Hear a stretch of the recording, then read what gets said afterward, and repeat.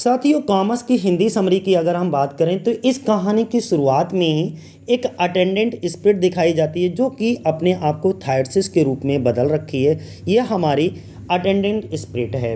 ये क्या करती है, स्वर्ग से उतर करके धरती पर आती है। धरती पर आने के बाद वह हमें यह बताती है कि स्वर्ग और धरती में क्या अंतर है। तब वो हमको बताती हैं ये स्पिरिट, अटेंडेंट स्पिरिट, कि धरती और मानव का शरीर एक पिंजरे की तरह होते हैं। वह स्पिरिट आगे हमको ये भी बताती है कि उसे धरती पर किसने भेजा। तो वो बताती हैं कि हमें धरती पर जोब ने भेजा। जोब जो कि क्या है, एंसेंट रोमन और इटालियन किंग ऑफ गॉड हैं, या आप इनको जुपिटर भी बोल सकते हो दोस्तों। ठीक है। इसके बाद इस स्पिरिट का कर्तव्य ये है कि उसे सदैव अच्छाई का साथ देना है, और यदि किसी इंसान को उसकी मदद की ज़रूरत है, हेल्प की ज़रूरत है, तो उसको हेल्प भी करनी है, उसकी मदद भी करनी है। ठीक है। यह उस स्पिरिट का कर्तव्य भी है, ड्यूटी भी है।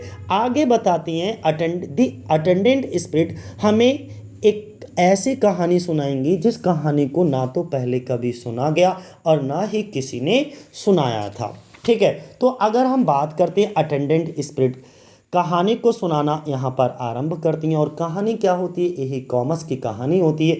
ये जो कॉमर्स होता है, ये जो हमारा कॉमर्स है, जो कि ब्लेन है, एंटोगोनिस्ट है। ठीक है। जो काले जादू का एक बहुत बड़ा एक्सपर्ट है।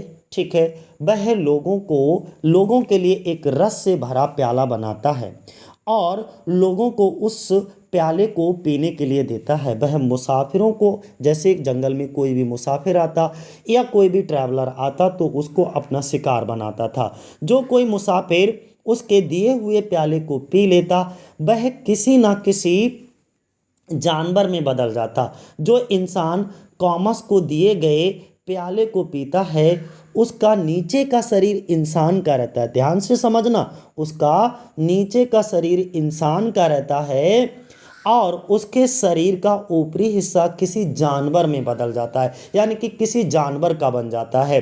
वह इंसान अपनी पिछली जिंदगी के बारे में सब कुछ भूल जाता है और कॉमर्स का गुलाम बन जाता है। कॉमर्स पैराडाइज लास्ट, कॉमर्स जो कैरेक्टर है, इस कॉमर्स में जो मास्क है, इसमें जो कॉमर्स नाम का कैरेक्टर है, जो कि ब्लेन है, जो कि खलनायक है, ये अगर आपने पैराडाइज लास्ट पढ़ी होगी तो पैराडाइज लास्ट में एक सटन नाम का कैरेक्टर आता है, तो उससे मिलता जुलता है। अर्थात आप कह सकते हो कॉमर्स पैराडाइज लॉस्ट के सटन की तरह है, जो लोगों को अपने बस में कर अपनी बात मनवा लेता है। कॉमर्स यह बताता है कि लोग रात का इस्तेमाल सोने के लिए करते हैं और अपने समय को बेकार कर देते हैं। देखो कॉमर्स के विचार समझना, यहाँ पे कॉमर्स क्या क्या चर्चाएं करता है। वो ये कहता है कि लोग रात का इस्तेमाल सोने के लिए करते हैं और अपने समय को बेकार कर देते हैं, जबकि रात के समय सोने के लिए नहीं है। रात का जो टाइम होता है, रात का जो समय होता है, वो सोने के लिए नहीं होता, बल्कि अपनी इच्छाओं को पूरा करने के लिए इस्तेमाल करना चाहिए। किसका? नाइट का। तभी कॉमर्स को दूर से कहीं पैरों की आहट सुनाई देती है। तो कॉमर्स ये बताता है कि जो उसकी तरफ आ रही है वह एक लड़की है, क्योंकि वो दूर से ही इस बात को पहचान लेता है, ये जो पैरों की आहट है वो किसी लड़की की है। कॉमर्स भी अपना रूप बदल करके एक साधारण चरवाहा बन जाता है। अच्छा, कॉमर्स अपना रूप बदल करके साधारण चरवाहा इसलिए बनता है ताकि वह उस लड़की का विश्वास आसानी से जीत सके और उसे अपने जाल में फंसा सके। द लेडी अपने भाइयों से जंगल में बिछड़ गई है। अब यहाँ पे किसका जिक्र आया? एक और कैरेक्टर का जिक्र आया है, और वो कैरेक्टर कौन सी है? द लेडी है। अब ये जो द लेडी है वो क्या है? वो बिछड़ गई है। किससे बिछड़ गई है द लेडी? अपने भाइयों से। हम यहाँ पर बता रहे हैं ये जो लेडी है और उसके ये दो भाई है। ठीक है। तो ये जो द लेडी है वो अपने भाइयों से जंगल में बिछड़ गई है। जब वह अपने भाइयों को ढूंढ रही होती है तो उसे उसके भाई तो नहीं मिलते, लेकिन उसका सामना कॉमर्स से होता है। कॉमर्स द लेडी से पूछता है कि वह किस तरह से अपने भाइयों से बिछड़ गई। जब कॉमर्स और द लेडी की मुलाकात होती है तो इस समय कॉमर्स जो है वो शेफर्ड के रूप में है। तो जो कॉमस होता है दी लेडी से पूछ बैठता है कि यार बताओ अपने बारे में, तुम अपने भाई से इस जंगल में, वीरान जंगल में कैसे बिछड़ गई। कॉमस द लेडी से कहता है कि तुम घबराओ मत, उसे हिम्मत देता है, विश्वास दिलाता है यहाँ पर कॉमस, और कहता है तुम घबराओ मत, मैं तुम्हें तुम्हारे भाइयों को ढूंढने में मदद करूंगा, क्योंकि यह जंगल मेरा पूरी तरह से जाना पहचाना है, मैं यहाँ के चप्पे चप्पे को जानता हूँ। आओ तुम मेरे साथ चलो, और चलते चलते मुझे ये बताओ कि तुम अपने भाइयों से किस तरह बिछड़ गई।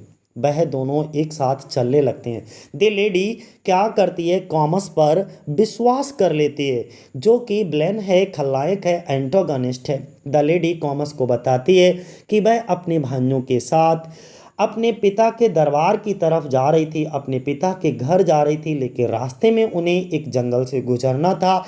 जंगल से गुजरते समय वह बहुत थक गई थी और उसे भूख भी लगने लगी थी, तो उसके भाई उसके लिए कुछ फूड या बेरीज कह लो, या जंगल में जो भी मिलता है खाने पीने की चीज़ें, उनको तलाश करने के लिए चले गए। अचानक से क्या हुआ, आसमान में बादल छाने लगे, यानी कि जो वहाँ का मौसम था वो पूरी तरीके से चेंज और परिवर्तित हो गया, और चांद को बादलों ने ढक लिया।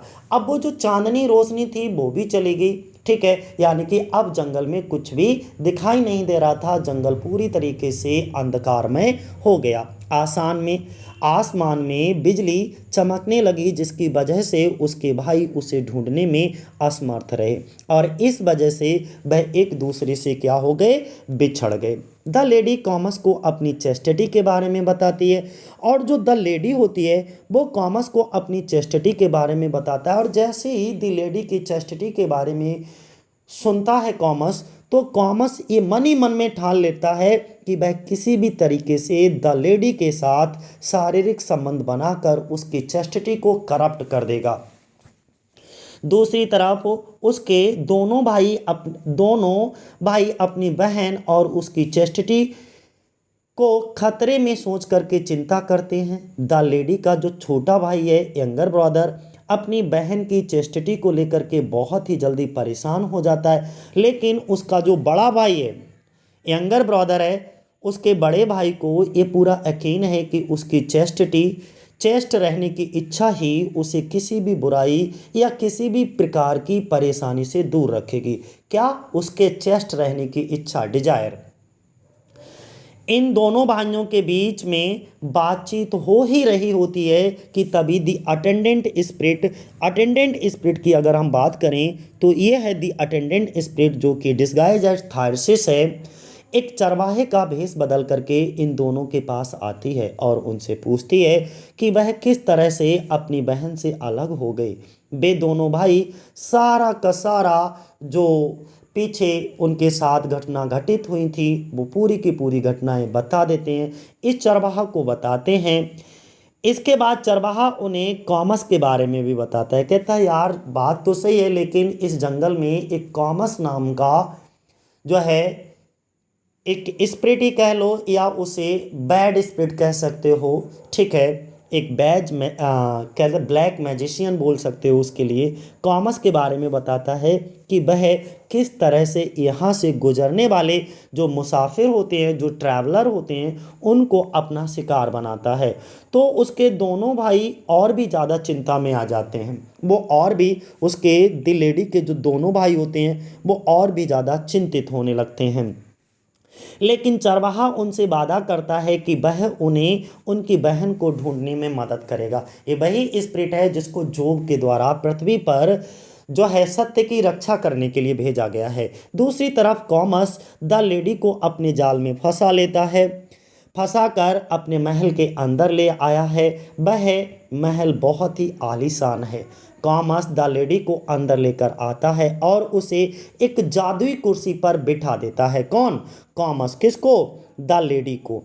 तो कॉमस द लेडी को अपनी कुर्सी पर बिठा देता है और इसके बाद वह अपना वही मैजिक का भरा हुआ प्याला यानी कि लिक्विड लेकर के आता है, जिसके अंदर वह ब्लैक मैजिक का इस्तेमाल करता है।